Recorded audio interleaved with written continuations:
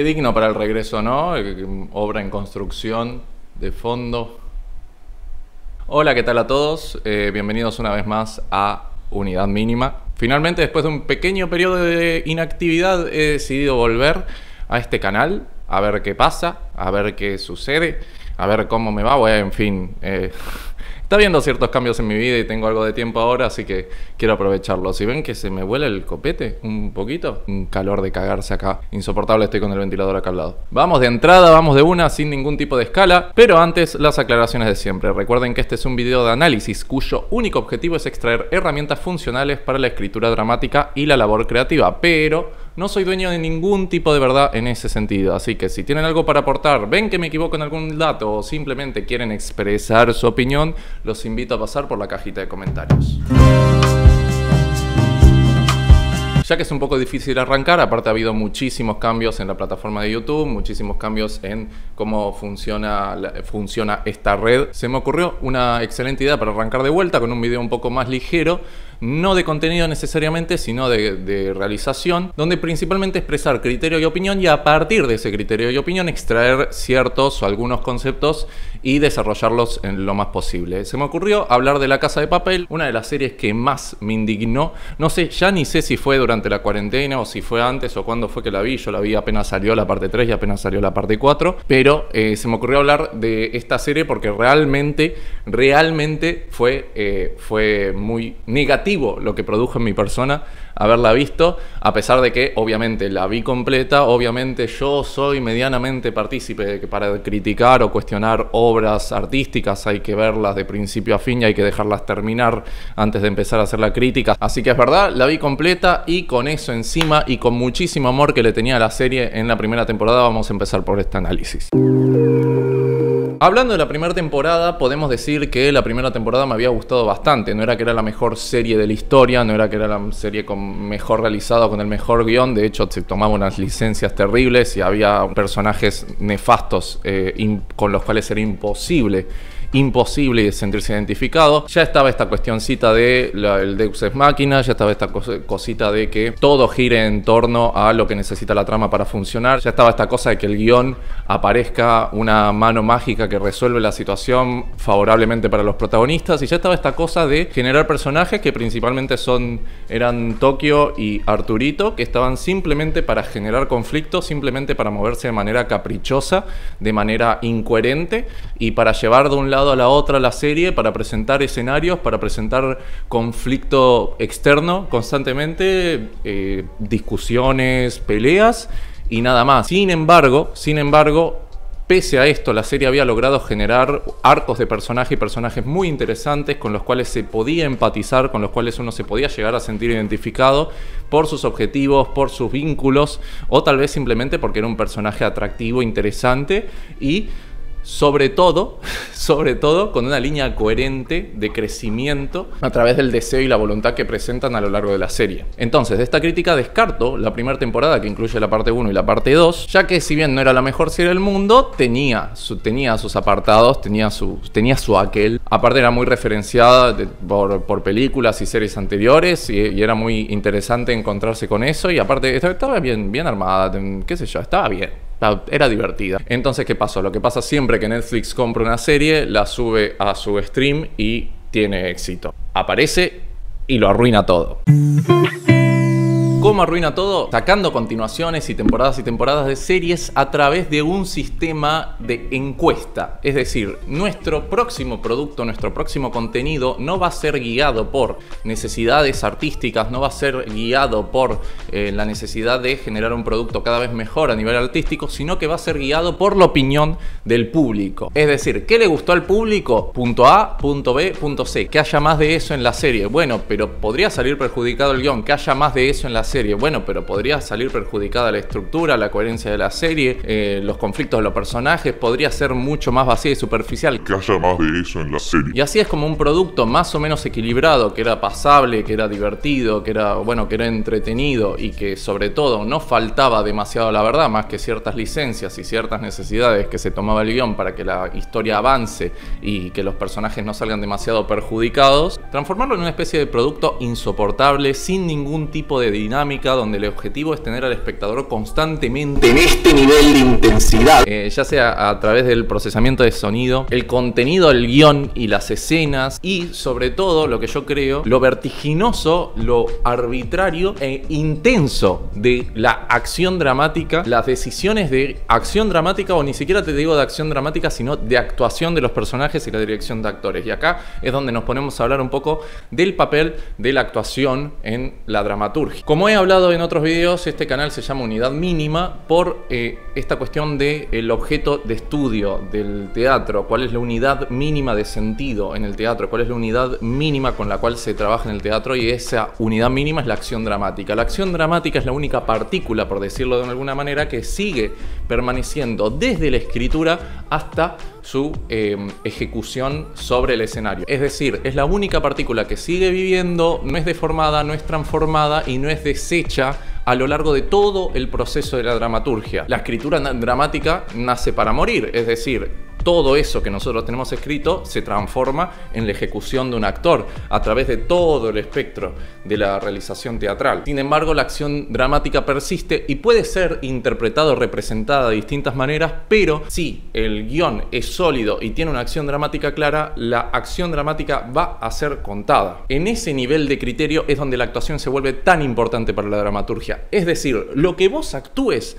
es lo que efectivamente se va a ver y escuchar, ya sea en el teatro o en una obra televisiva, o en una serie de televisión, o en el cine, no importa. Lo que el actor actúe, valga la redundancia, va a ser lo que se vea y lo que se escuche. Entonces va a ser la representación directa de la acción dramática que fue escrita en el guión. Hay muchas acciones distintas con distintos niveles de importancia, distintos valores en una obra dramática, distintos roles, distintos tipos de ejecución, distintas dinámicas. Hay que saber interpretarlas y ordenarlas, sobre todo en un sistema coherente, para que, por ejemplo, no se pisen entre ellas, no se ejecuten de una manera confusa, no signifiquen algo que no es lo que deberían significar. Lo más importante de todo, no oculten la acción dramática. Yo no les puedo explicar lo que sentí cuando apenas empezada la serie. Estoy hablando de un momento, no sé, yo no me acuerdo en este momento exactamente del primer episodio, creo que es al final del primer episodio, que es cuando, no, o al principio, cuando Tokio va a buscar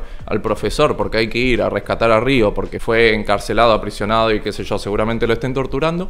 Un momento en el que el profesor está caminando y viene Tokio, ¿no?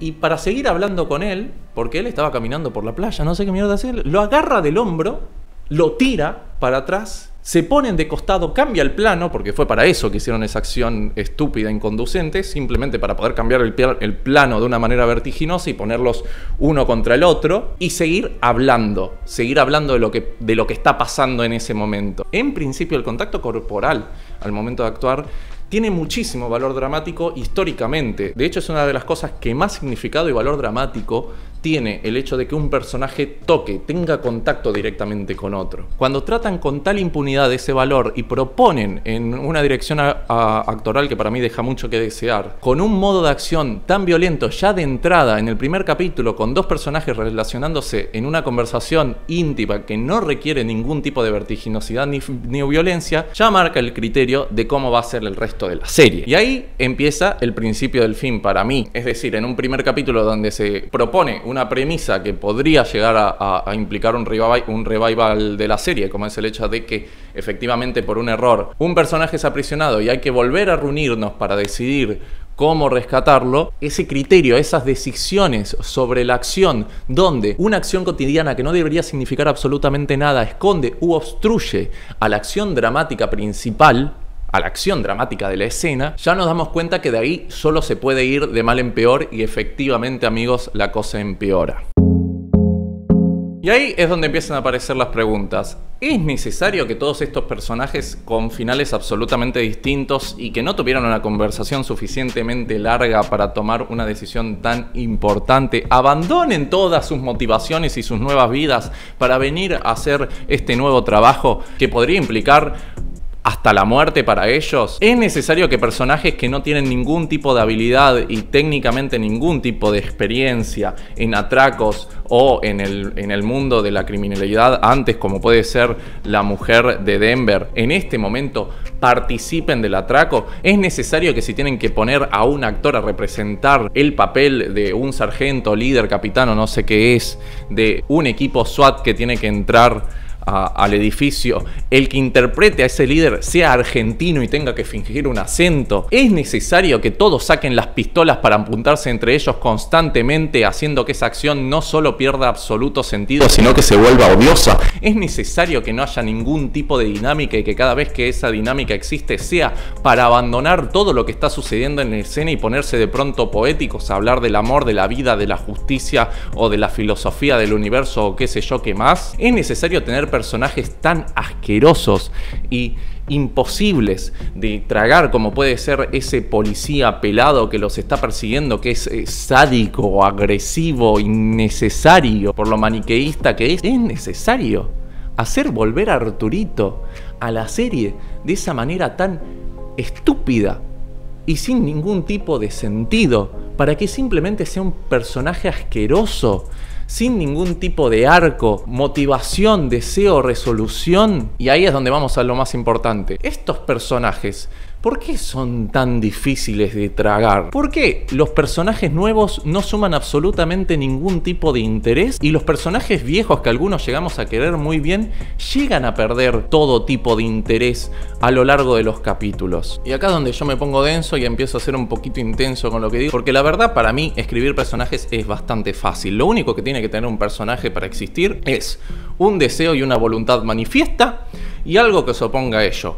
Punto. No es necesario nada más. Todo lo demás debería surgir a partir de escribir y de escribir sobre la acción dramática y ver cómo este personaje va reaccionando a su propio deseo, su voluntad y a lo que se pone a él, es decir, el conflicto. Ahora, ¿qué pasa? Todo esto que debería ser un ABC en la construcción de los personajes se pierde constantemente en recursos, efectos o el deseo de los escritores y los productores de la obra de constantemente impactar al espectador. Es decir, se resigna la propia sustancia de la obra en función del efecto que queremos que provoque en el espectador. ¿Y qué es la sustancia de la obra? Los personajes. No hay mucho más para hacer acá, no hay mucho más para proponer en una serie de televisión de este estilo, donde los planos son constantemente cerrados, donde no hay escenografía ni escenarios interesantes, donde la acción transcurre en 2 espacios, en 3 como mucho 4, que son edificios o una carpa, un edificio gubernamental. No hay planos, una fotografía que te conmueva, no hay nada interesante más allá que el desarrollo de los personajes, y eso se pierde en intentar constantemente impactar al espectador,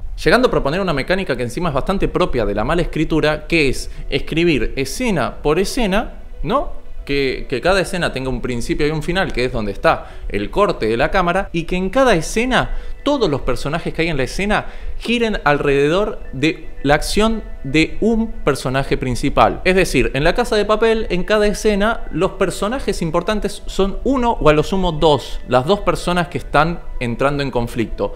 Todos los demás van a girar en torno a esa acción. ¿Qué pasa? Las escenas se construyen de manera arbitraria, donde al ser lo principal, únicamente lo principal y lo pensado, el conflicto entre 2 personajes, y todos los demás personajes giran alrededor de eso, todas las motivaciones se pierden y se ganan constantemente. Es decir, algo que me interesaba en esta escena, en la siguiente escena no me interesa, ya no me motiva, ya no es producto de mi acción, y pasa a ser producto de mi acción otra cosa que no tenía nada que ver. El resultado, personajes incoherentes, contradictorios, que actúan de manera arbitraria y que encima ni siquiera tienen un arco decente donde pueda haber un personaje que hizo malas acciones y se termina redimiendo, pueda haber un personaje que sea el bueno y después se termine convirtiendo en el malo, puede haber... No, simplemente las cosas pasan escena por escena en base a lo que se nos vaya ocurriendo para impactar al espectador.